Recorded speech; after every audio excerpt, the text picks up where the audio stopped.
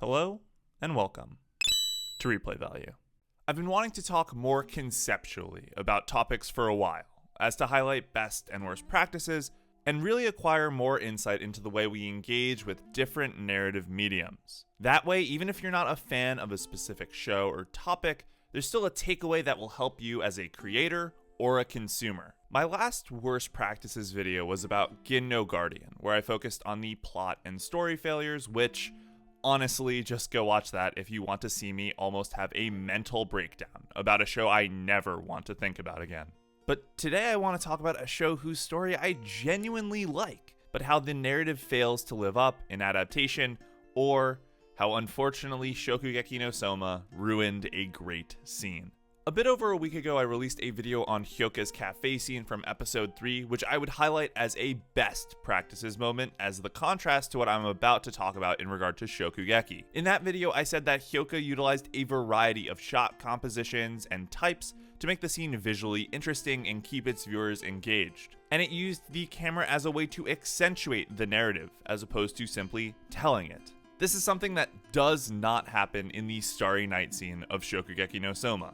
Not that I was necessarily surprised. Shokugeki has been, in my opinion, on a decline since the end of Season 1.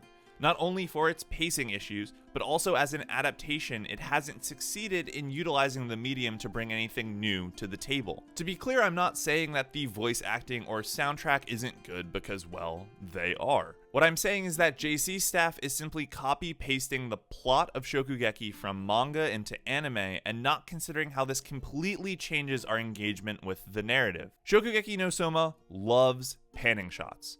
Of the first 100 shots in episode 2 of the second core of season 3, minus the OP, 84 of them are panning shots. 6 of them are pan and zooms, 6 of them are just zooms, 3 are stills, and 1 is a complicated camera movement that feels unfair to label as a simple pan and zoom or track because it has an intention besides camera movement for the sake of camera movement, which I can't say for any of the other shots in that first 100. 84% is an insane percentage of pans, and this is a constant throughout this episode in particular. This reliance on pans is a crutch, because it gives the illusion of movement and interest, when in actuality all that's happening is a character is moving slightly across a white background. Because the pan reveals and removes things at a slow rate, it feels like something is happening. But as I just said, that's basically a magic trick. And what's actually happening when the camera is moving in practically the same way so frequently is it's setting you into something of a trance. Sitting here saying these words, I can't think of any moment in the first episode of this season that sticks out in my head. I know I watched it, I remember the contents, but I can't think of a shot that has stuck with me even though it only came out a week ago.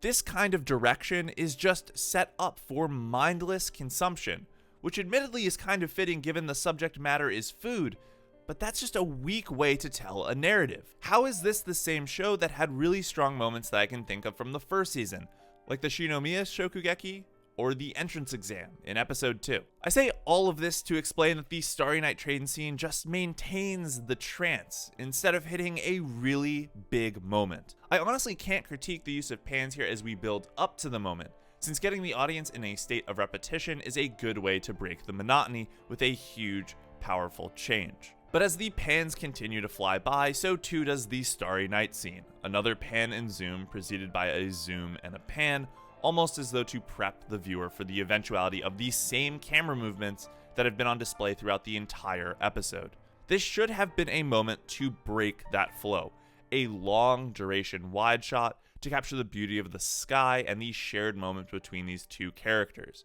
It would have signaled to the audience the importance of the scene, not just in the Erina doesn't hate Soma anymore plot sense, but in a visual understanding of their relationship. It should have been a moment to slow down and appreciate how far we've come. If followed by other different shot types instead of just constant pans, the audience would know implicitly without needing to be told about how they're still changing. Almost upsettingly, the comedy moment is what breaks the monotony with a still pan still, suggesting that this is the important element. But it's forgotten as we jump straight back to pans, because it doesn't have staying power as the comedic aside. Even within this episode, there's another Erina and Soma moment in the dorm, which isn't nearly as interesting or powerful in the anime as it is in the manga, which would have been an even better chance to show off the Starry Night scene through pure contrast of how the two are structured. From the moment the train logo is shown, there are 61 shots before the ED plays.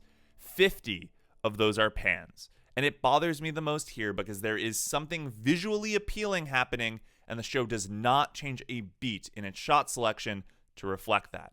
The main reason why I said JC's staff doesn't consider the change of medium is because this scene is amazing in the manga. Again, I want to save the long discussion of mediums for another time, but one major difference between manga and anime that's immediately relevant to this point is the rate of consumption. An episode of a TV anime is usually somewhere between 22 to 25 minutes long with commercial breaks. This is universal. It's supposed to be consumed this way. Rewinding, pausing, is not the nature of the medium.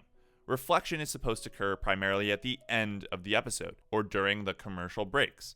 But manga? How long it takes me to read 20 pages compared to you reading 20 pages could be exponentially different. Every panel could be a pause, every turn of the page a moment for reflection, flipping back to see something you may have missed, considering a specific line of dialogue. All of these things change the rate at which manga is consumed, because you consume at your own pace. But there are techniques and elements that can be used to make the reader pause, and one of those is done in chapter 175. The build-up to the Starry Night scene is mainly smaller panels, going right to left through the Isami, Sakaki, and Tadakoro visits. Even when Soma walks in, it's still this same trend, and then, bam. Page turn to this. Tons of space given to the panels. It's half the page itself. It just gives the panel room to breathe. It forces you to practically take it all in. This is a moment that, by the nature of the panels that preceded it, makes you stop and appreciate it. All of this is to say that I'm disappointed in Shokugeki no Soma's direction of late. I still love the story, but the adaptation is a weak one and I honestly can't recommend it to anyone because of how it fails to take advantage of its medium in anime. This video is not to say all panning is bad. What I hate about how panning is done here is that it is being used to fake a sense of motion and is a limp attempt at audience engagement that simply never ends, even when it's no longer needed. Variety is the spice of life. It's the same thing with shot selection, and until Shokugeki no Soma can solve its pacing, both in terms of the narrative and in the cinematography, it simply isn't worth watching. Hope you enjoyed and hope you like the new end card. Do you want more conceptual or worst practices videos? Let me know with a comment or a like. Subscribe for more analysis videos, follow at @value_replay for updates and thoughts, link in the description, and we'll be back soon with a new video on Friday. But until then, thanks for watching.